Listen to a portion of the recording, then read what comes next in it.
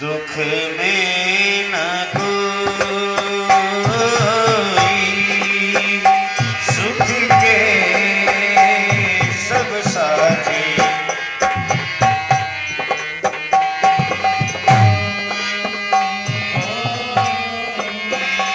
सुख के सब साथी दुख में न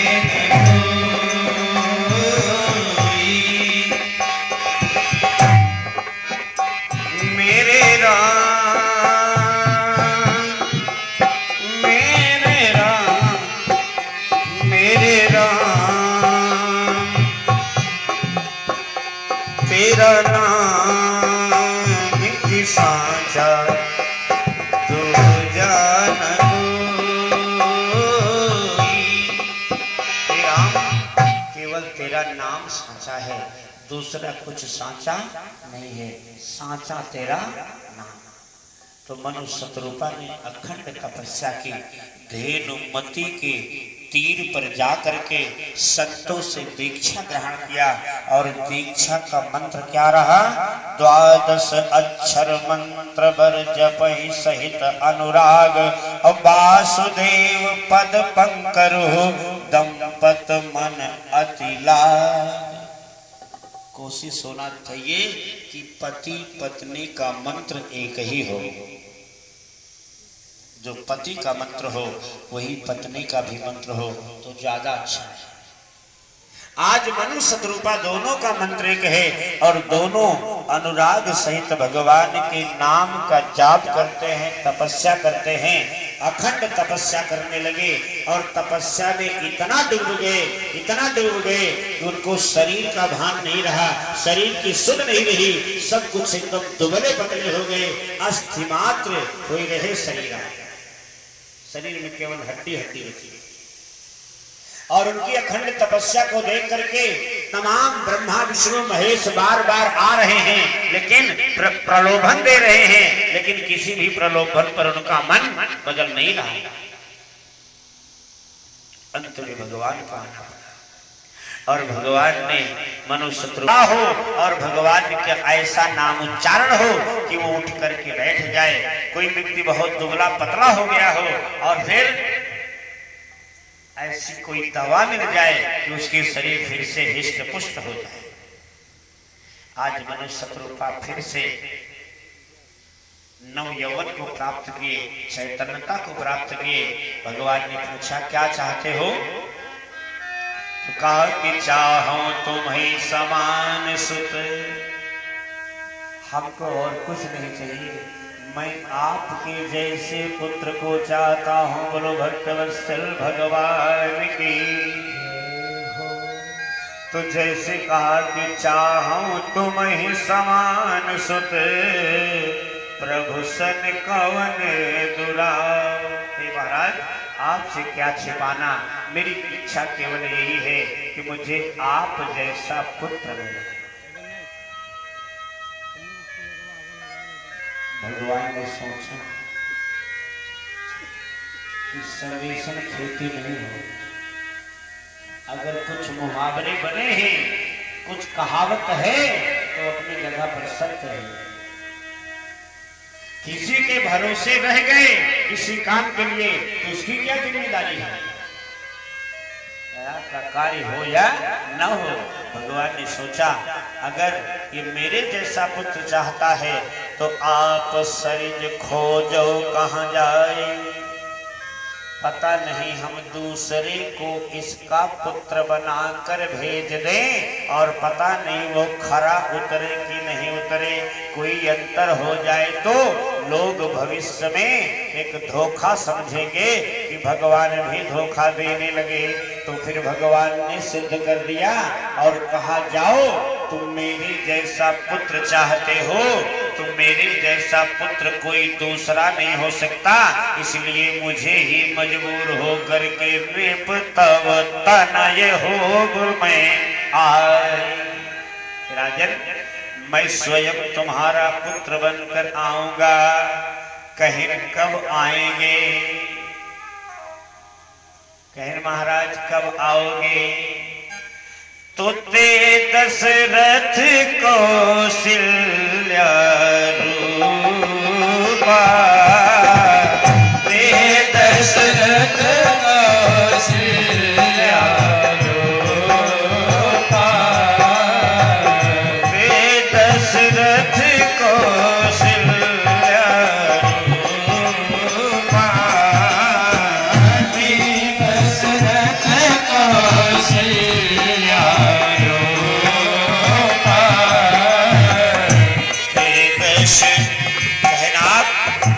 कहना कि दशरथ बनोगे, यानी मनु महाराज दशरथ बनेंगे,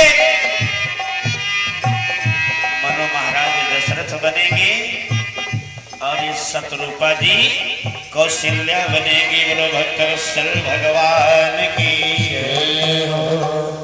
चौथा कारण भगवान का। पांचवा कारण भगवान का, एक कैकेयी देश था और कैकेयी देश में एक राजा सत्यकेतु रहे। सत्यकेतु के दो पुत्र थे, एक पुत्र का नाम प्रताप भानु और दूसरे पुत्र का नाम अरिमर्दन है, और तीसरा जो है उस धर्मरुचि नाम का उसका सचिव है। अब इन तीनों लोगों को भी श्राप मिला। कालकेतु राक्षस एक शूकर का रूप बना करके एक कपटी मुझसे मुलाकात कराता है और ब्राह्मणों को मांस खिलाने की उसमें एक माया की रसोई बनाई गई और ये हुआ कि मांस भक्षण हुआ है। तो जबकि मांस था नहीं, लेकिन ब्राह्मण लोग नाराज होकर के राजा को श्राप देंगे। प्रताप भान कहो कि जाओ तुम परिवार सहित राक्षस हो जाओगे। बोलो भक्तवत्सल भगवान की। अब राजा प्रताप भान विप्र के श्राप के कारण रावण का शरीर पाया, और जो अरिमर्दन था वो कुंभकर्ण की शरीर पाया, और जो धर्म रुचि उसका मंत्री था, सचिव था, वो विभीषण के रूप में शरीर पाया। अब तीनों ने तपस्या शुरू किया। तो जब रावण ने तपस्या शुरू किया, तो रावण ने जब तपस्या प्रारंभ किया तो ब्रह्मा जी प्रकट हुए, और ब्रह्मा जी ने प्रकट होकर के रावण से कहा कि वरदान मांगो, तुम्हें क्या चाहिए, क्या वरदान चाहिए। तो रावण कहता है कि हम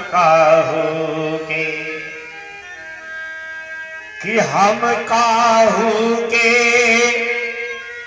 अमर ही न मारे। कहा मुझे ऐसा वरदान दो कि हम किसी के मारने से ना मरे।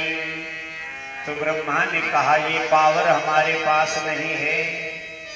अगर हमारे पास ये पावर होता तो मैं तुम्हें शायद यह वरदान दे देता, क्योंकि यह पावर हमारे पास नहीं है, इसलिए तुम्हें थोड़ा सा संशोधन करना होगा, कुछ और मांग लो। तो ब्रह्मा जी ने कहा जो संशोधन करना हो आप ही कर लीजिए। तो ब्रह्मा जी संशोधन करते हैं कि वानर मनुज जाति दुई बार। कहा तुम्हें त्रैलोक की कोई सृष्टि, कोई देवी देवता कोई नहीं मार सकता, लेकिन वानर और मनुष्य से खतरा रहेगा। किससे खतरा होगा? वानर और मनुष्य से। तब रावण को अहंकार हो गया कि जब बड़े बड़े देवी देवता ऋषि मुनि हमारा कुछ नहीं बिगाड़ सकते, तो वानर और मनुष्य क्या कर सकते हैं। रावण ने वरदान स्वीकार कर लिया कि महाराज ठीक है, और ब्रह्मा जी ने वरदान दे दिया। दूसरे पुत्र के पास गए, कुंभकर्ण से कहा कि तुम वरदान मांगो, क्या चाहते हो। तो कुंभकर्ण वरदान मांगने वाला था कि मैं 6 महीने जगूं और 1 दिन सोऊं। लेकिन जब देवताओं ने देखा कि कुंभकर्ण का आहार इतना तगड़ा है, कि विश्व वेग सब चौपट होए, सारा संसार शीघ्र ही नष्ट हो जाएगा। इसलिए देवताओं ने सरस्वती मैया से निवेदन किया कि जा करके विभिन्न कुंभकर्ण की बुद्धि में बैठिए, कुंभकर्ण की जिह्वा पर बैठिए और इस वरदान को पलटवा दीजिए। बोलो भक्तवत्सल भगवान की जय हो। तो सरस्वती मैया कुंभकर्ण की जिह्वा पर पहुंचे और जो कुंभकर्ण 6 महीने का जगना और 1 दिन का सोना मांगने वाला था, उसने वरदान मांग लिया। शारद प्रेरी, शारद प्रेरी, हरिता सुमति फेरी, मांगे सी नींद बांस खट केरी। शारद प्रेरी शारद प्रेरी आसमत फेरी, मांगे सी नींद बांस खट केरी। शारद प्रेम। नारद जी सरस्वती मैया कुंभकर्ण की जिह्वा पर बैठी और कुंभकर्ण ने 6 महीने का सोना और